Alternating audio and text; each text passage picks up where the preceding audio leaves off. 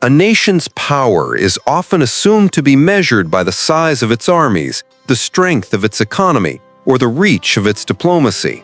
But as we watch Ukraine today, we realize that the truest indicators of national strength lie elsewhere, in the moral choices of leaders, the shared mindset of the citizens, and the collective resilience forged under pressure. These forces are invisible, yet unrelenting, quietly defining whether a society survives, adapts, or fractures. On the first day of the invasion in February 2022, when missiles rained down on Kyiv and the world watched in disbelief, Ukraine's fate seemed precarious. The shock was not only military, but deeply psychological. Could a nation, long burdened by historical trauma and territorial vulnerability, withstand the full weight of a modern great power assault? Yet what unfolded over the following months revealed something remarkable: the indomitable will of a people determined to survive and redefine themselves. Welcome to Nations and Notions. Today, we explore how Ukraine's struggle is not merely a battle over land, but a profound test of identity, collective psychology, and the moral architecture of a nation under siege. We will trace its journey from historical trauma through the crucible of war, examining how leadership, institutional integrity, and societal trust shape the resilience that now defines this country's place in Europe. Even before the invasion, Ukraine's history had been shaped by cycles of domination, occupation, and renewal. From the Cossack uprisings to the Soviet era, Ukraine endured centuries of external pressure, yet cultivated a distinct cultural identity rooted in language, tradition, and shared memory. These historical currents were more than symbols. They were the psychological scaffolding that would sustain its people in the modern crisis. Each generation inherited lessons in endurance, each family carrying stories of survival that informed the collective mindset of a nation poised on the edge of existential challenge. The psychological dimension of Ukraine's defiance became apparent almost immediately in 2022. Cities like Kyiv, Kharkiv, and Mariupol became theaters not only of military engagement, but of civic determination. When frontline reports detailed volunteer networks distributing food, organizing shelters, and maintaining morale amidst bombardment, it was clear that the nation's resilience was not simply institutional, it was communal, moral, and profoundly human.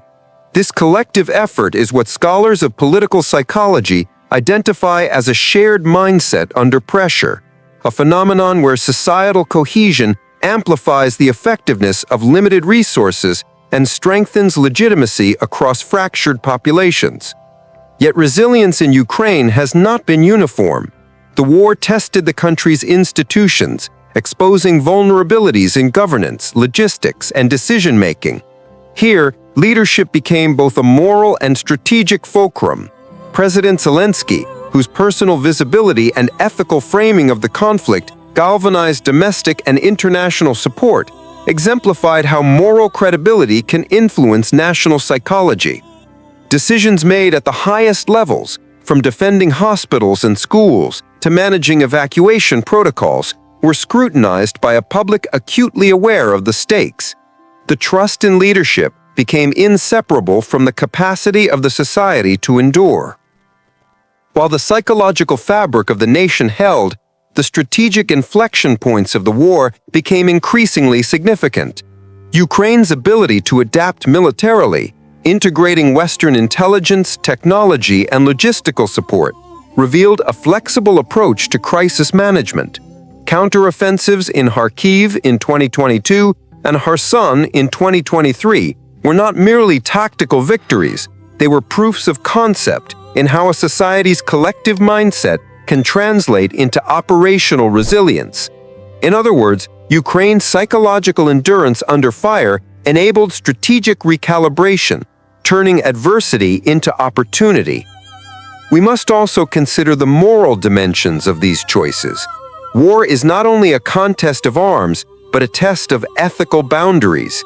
Ukraine's leadership has been acutely aware of the moral weight of civilian protection, of legitimacy in international law, and of maintaining societal cohesion even under bombardment. These decisions, while pragmatic, have profound implications for national identity. They signal that survival is inseparable from ethical governance, and that legitimacy is reinforced when a population perceives their leaders as morally consistent and empathetic. As Ukraine's struggle unfolds, the ripple effects across Europe have become undeniable.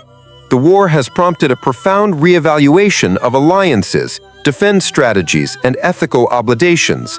NATO's reinforcement of its eastern flank, the recalibration of European energy policies, and the surge in humanitarian coordination all reflect how one nation's endurance can reshape continental structures.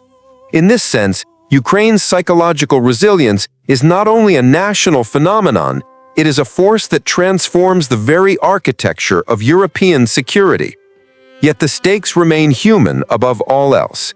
Cities scarred by shelling are populated by civilians whose everyday choices, whether to evacuate, volunteer, or maintain a semblance of normalcy, define the moral tenor of the nation.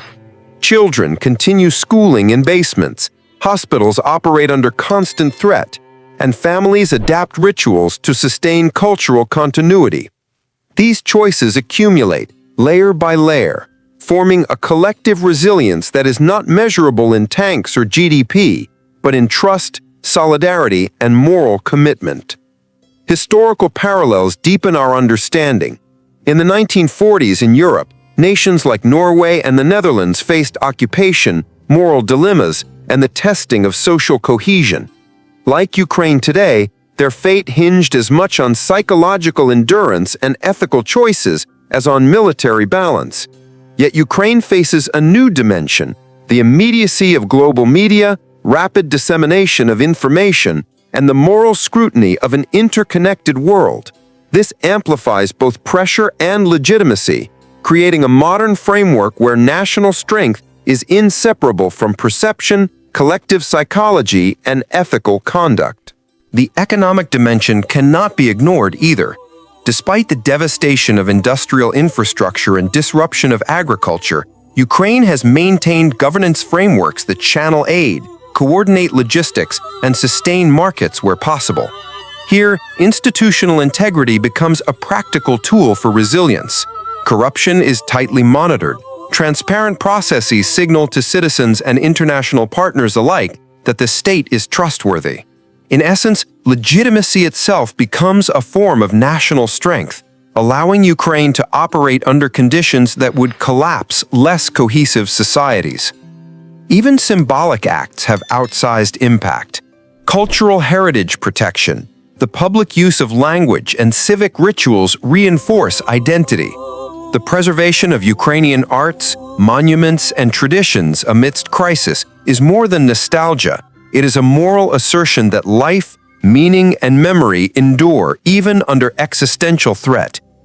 Political psychology studies show that such acts strengthen societal cohesion, improve morale, and translate into greater resistance against external pressures. As we look toward the current year, 2025, Ukraine's trajectory illustrates a subtle but profound lesson. A nation's fate in crisis is less about the resources it commands and more about the resilience embedded in its collective mindset. Military operations, while decisive at tactical points, are amplified or constrained by moral cohesion, trust in institutions, and the ethical framing of leadership. Ukraine demonstrates that legitimacy, societal trust, and shared purpose are as consequential as any conventional arsenal. Europe watches closely. The continent is witnessing the formation of new norms, defense policies reshaped by ethical considerations, humanitarian obligations reevaluated, and alliances strengthened not only by strategic necessity, but by shared recognition of resilience and moral courage. Ukraine's experience reframes what it means to hold a nation together, showing that strength is as much psychological and ethical as it is material.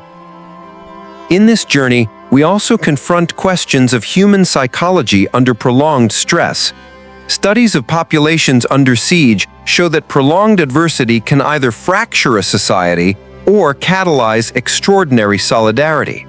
Ukraine exhibits the latter.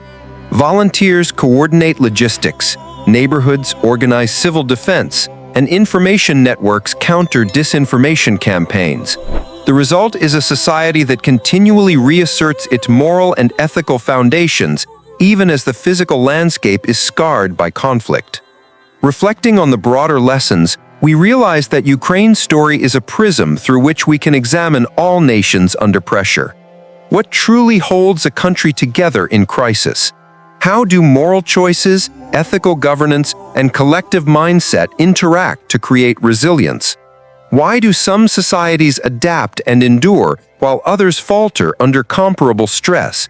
And how does legitimacy, both internally perceived and externally recognized, shape the trajectory of a nation's destiny? As we close today's exploration, we see that Ukraine is more than a battlefield. It is a laboratory for the psychology of nations. Its endurance demonstrates the power of shared purpose, the moral courage of citizens, and the essential role of ethical leadership. The nation under fire illuminates a principle that applies far beyond its borders. Lasting national strength emerges not solely from material power, but from the integrity, resilience, and moral cohesion of its people. Ukraine reminds us that survival is both a test and a teacher. Every act of solidarity, every moral decision, every demonstration of collective will adds to a tapestry of resilience that extends far beyond any battlefield. This is the quiet architecture of national strength, one that shapes history, influences continents, and redefines what it means to endure. Where global morals meet modern realities, Ukraine shows us that identity, ethics, and shared purpose are not abstract ideals. They are the forces that allow a nation to rise, survive, and redefine its destiny under fire.